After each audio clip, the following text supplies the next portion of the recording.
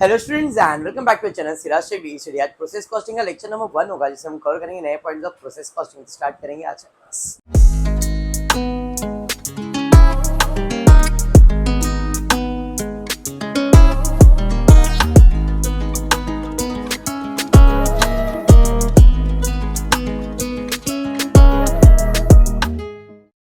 Starting with the topic name process costing. Costing में भी 3 topic हो गए बीकॉम। मार्जिनल कॉस्टिंग हो गया, स्टैंडर्ड कॉस्टिंग हो गया और ये है प्रोसेस कॉस्टिंग। ऑप्शन में इसको भी नहीं रखना है, ना ही स्टैंडर्ड को ऑप्शन में रखने का सोचना, ना ही मार्जिनल को ऑप्शन में रखने का सोचना, ना ही इसको ऑप्शन में रखने का सोचना। क्यों? क्योंकि मैंने आपको मार्जिनल में फॉर्मूलेज दे दिए, खाली फॉर्मूलेज पढ़ने हैं। स्टैंडर्ड में भी फॉर्मूलाज दे दिया है, इधर स्टेप्स दे दूंगा और स्टेप्स देने का खाली फिल इन द ब्लैंक करने का, only fill in the blank, just amount. और वो भी अमाउंट क्वेश्चन में दिया है, वो आपको प्रॉपर जगह पे फिल करने का। वो करते हो 15 मार्क आपके हो जाएंगे। सिंपल सा टॉपिक है, फॉर्मेट बाय ऐड कर लो, कंसेप्ट को समझ लो and things will be very simple. पहले तो टॉपिक के बारे में समझते हैं, प्रोसेस कॉस्टिंग। प्रोसेस का मतलब, प्रोसेस स्टेप्स, बराबर है। कोई भी स्टेप गायब करेंगे तो क्या आपका काम कंप्लीट होगा? क्या नहीं। कोई भी चीज करने के लिए एक प्रोसेस होता है जो आपको फॉलो करना पड़ता है। इफ यू फॉलो दैट तो आपका जो काम होता है वो एकदम सिस्टमैटिक होता है। बीच में से अगर कुछ भी गायब हो जाता है तो आपको जैसा आउटपुट चाहिए वैसा आउटपुट नहीं मिलेगा। तो similarly when you talk about your process costing, तो आप यहाँ पे जो प्रोसेस की बात कर रहा हूँ वो मैं गुड्स की प्रोसेसिंग की बात कर रहा हूँ। कोई गुड्स बनाना है तो बनाने का एक प्रोसेस होगा। सबसे पहला फॉर एग्जाम्पल रॉ मटेरियल जब आपके पास आता है आप उस पर काम करते हो, बराबर है। उसको एक वर्क इन प्रोग्रेस के अंदर डाल के उसको एक प्रोडक्ट बनाते हो। फिर वो जो प्रोडक्ट बनता है तो एक दूसरे प्रोसेस में जाता है, फिर उसमें उसका और कुछ पैकिंग का काम, लेबलिंग का काम, ये सब होता है। फिर उसको हम लोग फिनिश प्रोडक्ट के इसमें प्रोसेस में ट्रांसफर करते हैं, तो हम लोग उसको अच्छे से फिनिश रेडी करते हैं। फिर उसको क्या ब्रांड करना है, क्या करना, वो प्रोसेस में जाओगे। तो नॉर्मली कोई भी प्रोडक्ट की बात करूंगा तो 3 प्रोसेस तो इन्वॉल्व होगा। फर्स्ट प्रोसेस से सेकेंड में, सेकेंड प्रोसेस से थर्ड में, और थर्ड मेरा फाइनल प्रोसेस हो सकता है। अभी मैंने एक एग्जाम्पल के लिए 3 प्रोसेस बोला है, 4 भी हो सकते हैं, 2 भी हो सकते हैं और 1 भी हो सकता है। वो कंपनी पे डिपेंड करता है, बराबर। जैसा कंपनी वैसा उनका प्रोसेस होगा। सिंपल, जो मेरा फर्स्ट प्रोसेस का क्लोजिंग होगा वही मेरे सेकेंड प्रोसेस का क्या बनेगा? ओपनिंग। जो मेरे सेकेंड प्रोसेस का क्लोजिंग होगा वो मेरे थर्ड प्रोसेस का क्या बन जाएगा? ओपनिंग। ये दिमाग में रखना है, ठीक है? पक्का। चलिए फिर स्टार्ट करते। ये क्वेश्चन है और ये उसका सॉल्यूशन है। जैसे क्वेश्चन में दिया है, there is no stock in any process, you are required to prepare process account. Process में एक्स वाई जी 3 प्रोसेस है, तो मैंने 3 प्रोसेस अकाउंट बनाया।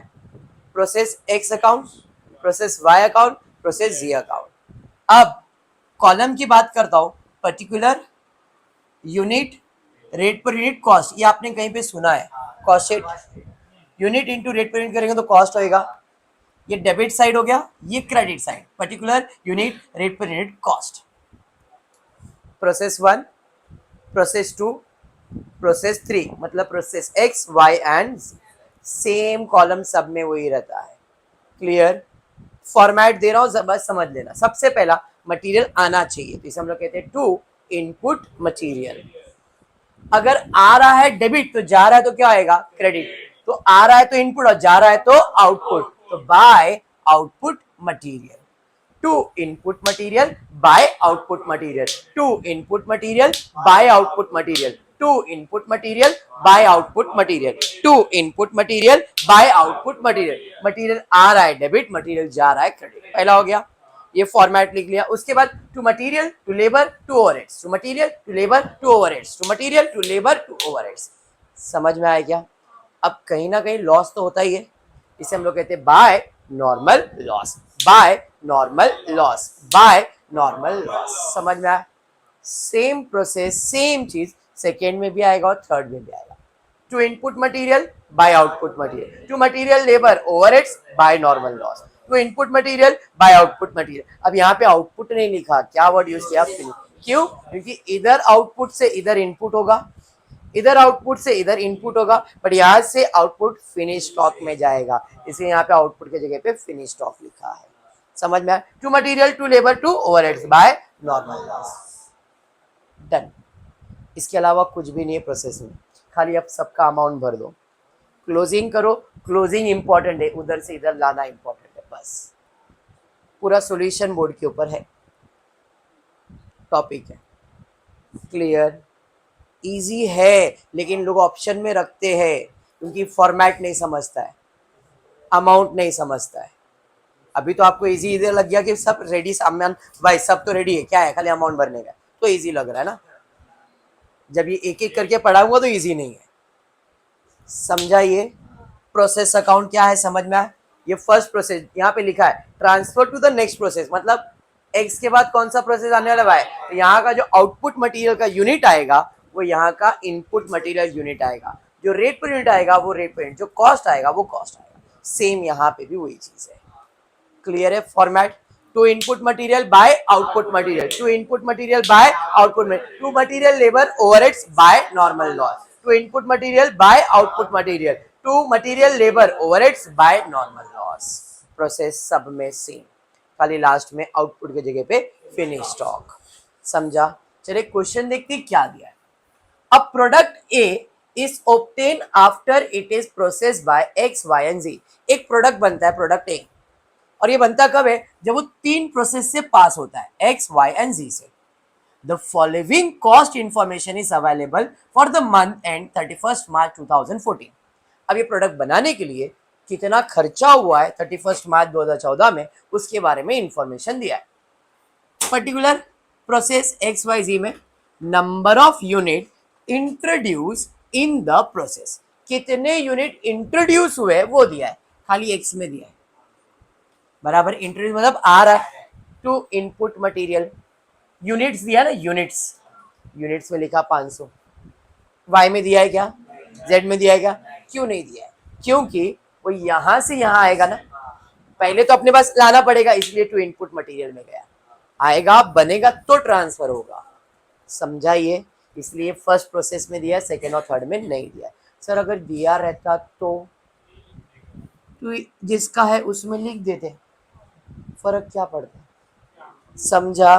खाली इतना ध्यान में, जब मैंने इधर इनपुट लिखा है तो याद रखो यहाँ का इनपुट तो यहाँ का आउटपुट भी होएगा, वो थोड़ा लॉजिक लगाना पड़ेगा। ठीक है?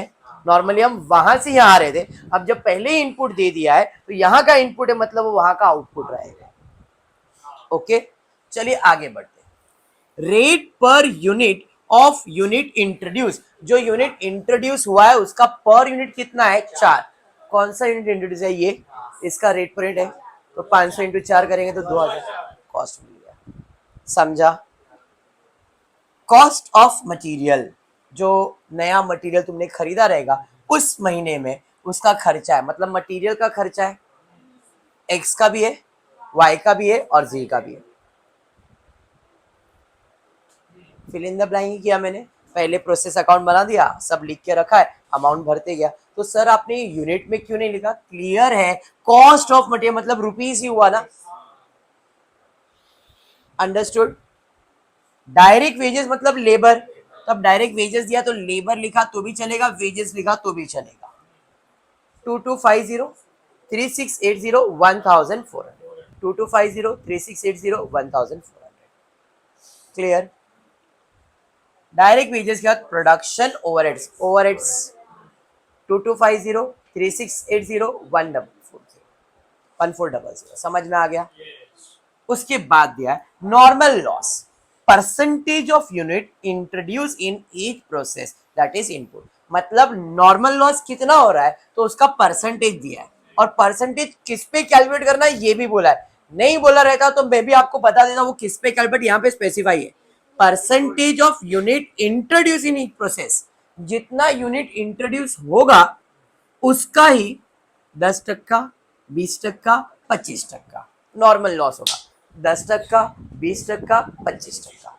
अभी लिख के रखा है, अमाउंट कैलकुलेट नहीं किया है क्योंकि अभी खाली एक ही यूनिट इधर का नहीं मालूम है ना, जब मिलेगा तब कैलकुलेट करेंगे। इधर मालूम है इसका 10% निकाल सकते हैं बट एंड में करेंगे, अभी तो खाली पोस्टिंग चल रहा था। नेक्स्ट उसके बाद value of scrap per unit. अब what do you mean by normal loss? पहले कोई बताएगा नॉर्मल लॉस का मतलब?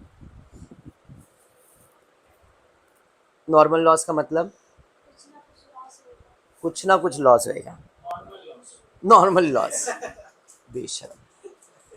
जब आप कोई कच्चा मटेरियल लाते हो जिस पे आप काम करते हो तो क्या आप 100% मटेरियल यूज होता है क्या?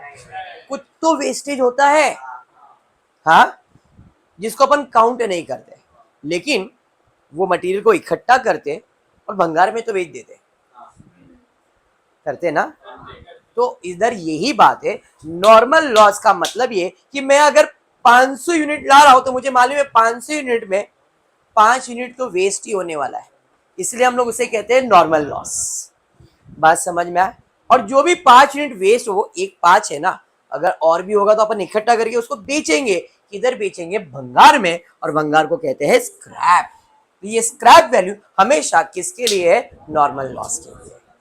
यहाँ पे normal loss 2 rupees, 4 rupees, 5 rupees. तो नॉर्मल लॉस में रेट पर 2 रुपीज, 4 रुपीज, 5 रुपीज। क्लियर? आगे आउटपुट इन यूनिट्स दिया हुआ है, इनपुट भी दिया था, आउटपुट भी दिया है। प्रोसेस एक्स का, वाई का, जेड का। जो प्रोसेस एक्स का आउटपुट है वो प्रोसेस वाई का इनपुट होगा, जो प्रोसेस वाई का आउटपुट है वो प्रोसेस जे का इनपुट रहेगा। मतलब ये 450 उधर है, ये 450 इधर आएगा। जो 340 उधर है वो 340 इधर है, जो 270 इधर है कहीं नहीं जाएगा। समझ में आ गया? पूरा क्वेश्चन कंप्लीट। अब खाली कैलकुलेशन है। चलिए फिर स्टार्ट करते हैं। क्या मिसिंग है? यूनिट्स इधर मिसिंग है। 500 का 10% निकालने का है, 50 इंटू 2 करोगे तो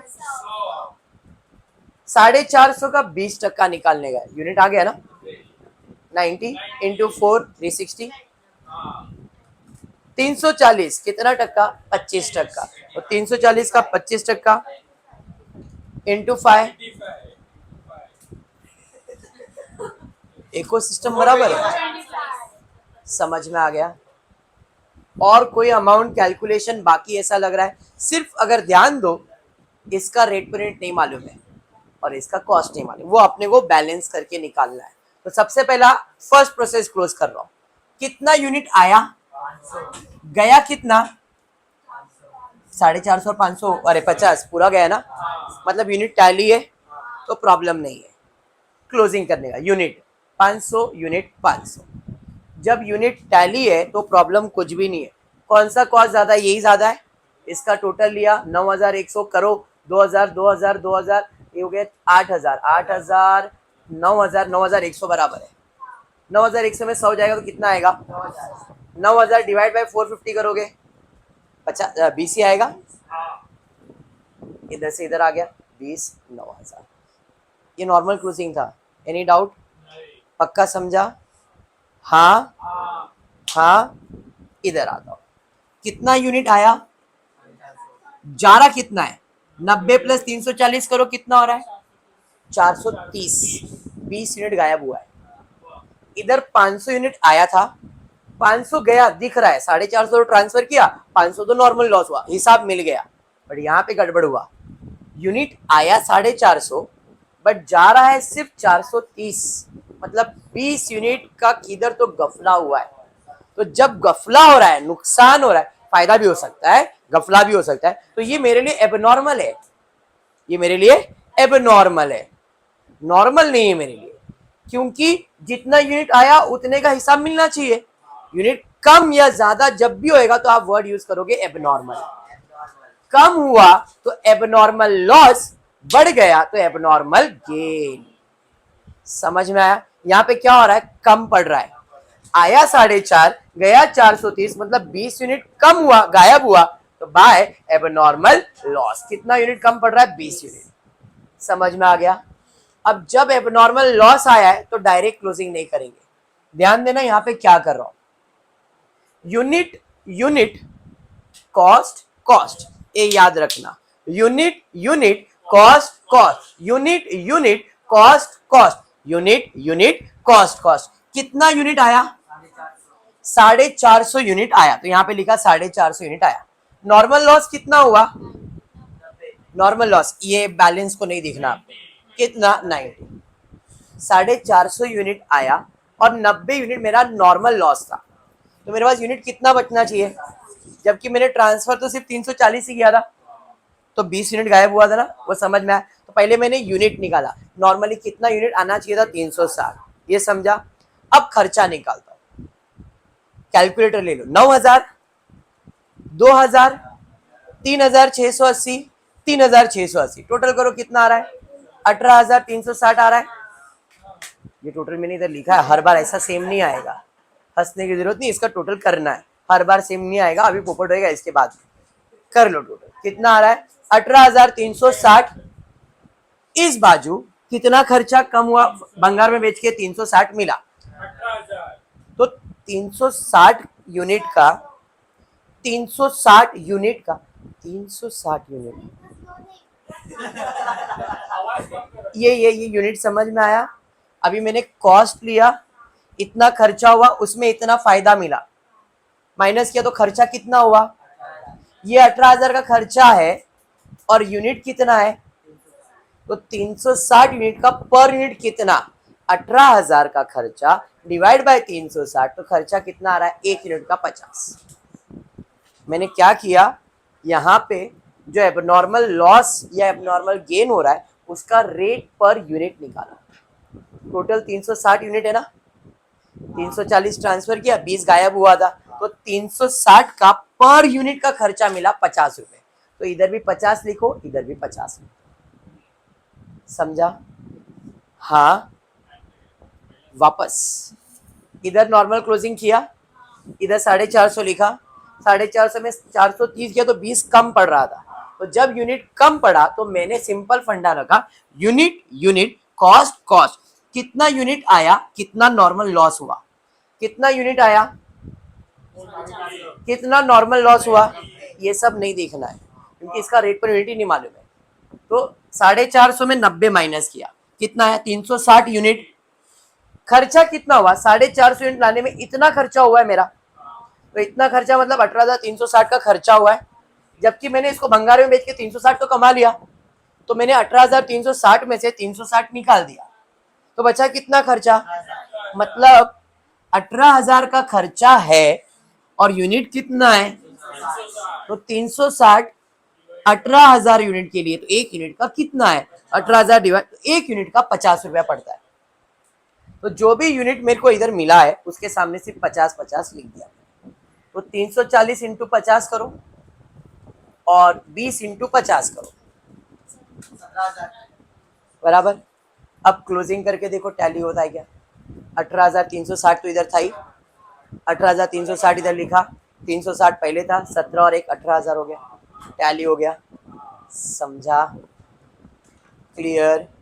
क्योंकि मेरे को इसका रेट पर यूनिट नहीं मालूम था, इसका भी नहीं मालूम था, तो सर डायरेक्ट क्लोज कर देते ना, 18,000 आता, डायरेक्ट क्लोज करता तो मुझे बैलेंस 18,000 आता, इसको कितना देना इसको कितना देना वो कैसे मालूम पड़ता, समझा। आप यूनिट का टोटल लेते 20 यूनिट आता, कॉस्ट का टोटल लेते इधर लिखते और इधर 18,000 बैलेंस आता, लेकिन वो 18,000 में 340 को कितना देने का है, 20 को कितना देने का वो नहीं समझ में आता, इसलिए हमने इसका पर यूनिट निकाला। अभी समझा। अब अपने को इधर का क्लोजिंग मालूम है तो इधर का वो ओपनिंग हो जाएगा, क्लियर।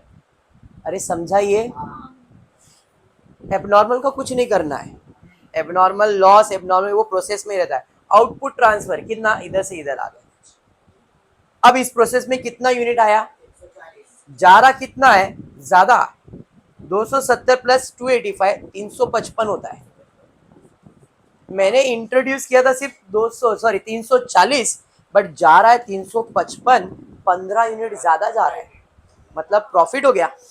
और ये गफले को अपन कहते हैं एबनॉर्मल गेन, तो इधर आएगा एबनॉर्मल गेन क्योंकि ये यूनिट ज्यादा है, 355, तो कितना एबनॉर्मल गेन हो रहा है, 15, समझा। अब सेम चीज, क्योंकि यूनिट में गफला है प्रोसेस यही रहेगा, यूनिट यूनिट कॉस्ट कॉस्ट, क्यों निकाल रहे, क्योंकि अपने को कॉस्ट समझ में आना चाहिए, समझा।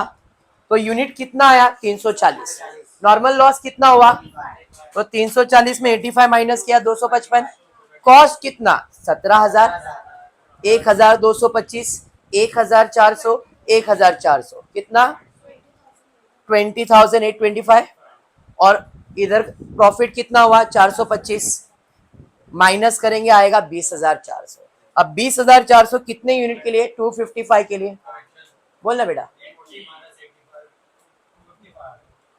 255 आ रहा है लिखा इधर डिवाइड 255 से किया है इधर 225 लिख दिया 255 बराबर है 255 से डिवाइड करो कितना 80 इसका मतलब इसका भी 80 रुपया और इसका भी 80 रुपया समझा। तो यहाँ पे आप 80 लिखोगे 80 इंटू ये कर दिया टोटल ले लो बैलेंस निकालो वो भी 80 ही आएगा। समझा डिफरेंस क्या है। नॉर्मल इधर नॉर्मल क्लोजिंग हुआ अगर यूनिट टैली हो जाता है तो नॉर्मल क्लोजिंग ही होगा यूनिट टैली नहीं होता है मतलब जो डिफरेंस आएगा उसे एबनॉर्मल लॉस और एबनॉर्मल गेन कहते हैं। कम हुआ तो लॉस और बढ़ गया तो gain but abnormal loss and abnormal gain. Clear है। आज एक ही सम ले रहा हूं लेकिन थोड़ा सा आपको प्रोसेस ऑफ कैलकुलेशन समझना है बाकी अमाउंट खाली फिल इन द ब्लैंक है। क्लियर है क्या 100%। तो फिर आज इतना ही करते हो। पूरी वीडियो पसंद आए तो प्लीज वीडियो को लाइक कर देना फ्रेंड ग्रुप में शेयर करना चैनल को सब्सक्राइब करना। Thank you for watching the video.